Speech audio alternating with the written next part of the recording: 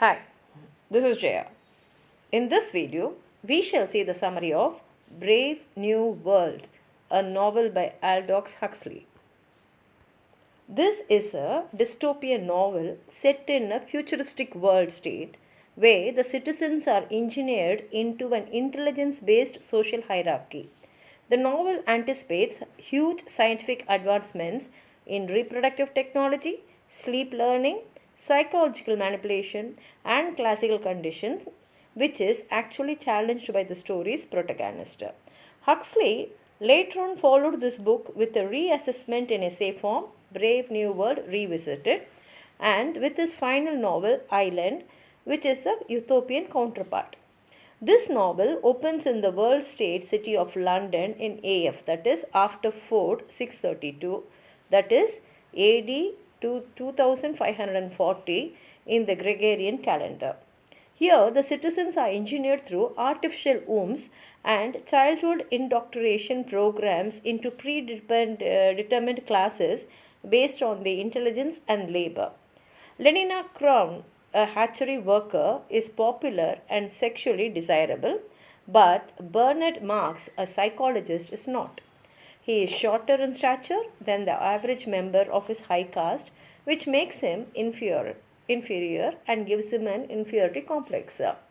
His work with the sleep learning allows him to understand and disapprove of his society's methods of keeping its citizens peaceful, which includes their constant consumption of a soothing, happiness producing drug called soma. Quoting disaster, Bernard is vocal and arrogant about his criticisms, and his boss contemplates exiling him to Iceland because of his nonconformity. His only friend is Helmholtz Watson, a gifted writer who finds it difficult to use his talents creatively in their pain free society. Bernard takes a holiday with Lenina outside the world state to a savage reservation in New Mexico, in which the two observe natural born people, disease and aging process, other languages, and religious lifestyles for the first time. The culture of the village folk resembled the contemporary Native American groups of the region, descendants of the Anasazi, including the plebeian peoples of Hopi and Zuni. Bernard and Linda witness a violent public ritual and then encounter Linda, a woman originally from the world state, who is living on the reservation with her son John, now a young man. She too visited the reservation on a holiday many years ago, but became separated from her group and was left behind. She had meanwhile become pregnant by a fellow holiday maker who was revealed to be Bernard's boss, the director of hatcheries and conditioning. She did not try to return to the world state because of her shame at her pregnancy. Despite spending his whole life in the reservation, John has never been accepted by the villagers, and his and Linda's lives have been hard and unpleasant. Linda has taught John to read from the only book in her possession, a scientific manual, and another book John found, the complete works of Shakespeare. Ostracized by the villagers, John is able to articulate his feelings only in terms of Shakespearean drama, quoting often from The Tempest, King Lear, Othello, Romeo and Juliet, and Hamlet. Linda now wants to return to London, and John too wants to see this brave new world that his mother so often praised. Bernard sees an opportunity to thwart plans to exile him and gets permission to take Linda and John back. On the return to London, John meets the director and calls him his father, a vulgarity which causes a roar of laughter. The humiliated director resigns in shame before he can follow through with exiling Bernard. Bernard, a custodian of the savage John, who is now treated as a celebrity, is fawned on by the highest member of society and revels in attention he once scorned.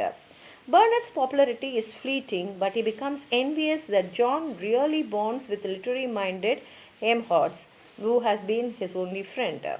Considered hideous and friendless, Linda spends all her time using soma, which she craved for so long, while John refuses to attend social events organized by Bernard, appalled by what he perceives to be an empty society.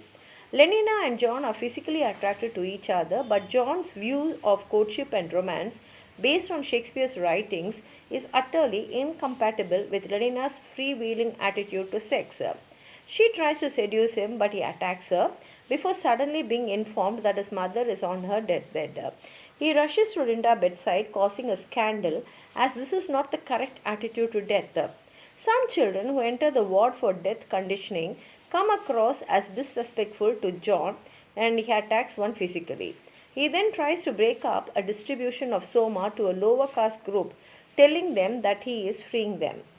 Helmholtz and Bernard rush in to stop the ensuing riot, which the police quell by spraying soma vapor into the crowd. Bernard, Helmholtz, and John are all brought before Mustafa Mond, the resident world controller for Western Europe, who tells Bernard and Helmholtz that they are to be exiled to islands for antisocial activity. Bernard pleads for a second chance, but Helmholtz welcomes opportunity to be a true individual and chooses the Falkland Islands as his destination, believing that their bad weather will inspire his writing. Mond tells Helmholtz that exile is actually a reward. The islands are full of the most interesting people in the world, individuals who did not fit into the social model of the world state. Mond outlines for John the events that led to the present society and his arguments for a caste system and social control. John rejects Mond's arguments, and Mond sums up John's views by claiming that John demands the right to be unhappy. John asks if he may go to the islands as well, but Mond refuses, saying he wishes to see what happens to John next. Jaded with his new life, John moves to an abandoned hilltop lighthouse near the village of Puttenham, where he intends to adopt a solitary ascetic life style in order to purify himself of civilization, practicing self-flagellation. This draws reporters and eventually hundreds of amazed sightseers hoping to witness his bizarre behavior. For a while, it seems that John might be left alone after the public's attention is drawn to the other diversions. But a documentary maker has secretly filmed John's self-flagellation from a distance, and when released, the documentary causes an international sensation. Helicopters arrive with more journalists. Crowds of people descend on John's retreat, demanding that he perform his whipping ritual for them. From one helicopter, a young woman emerges who is implied to be Lenina.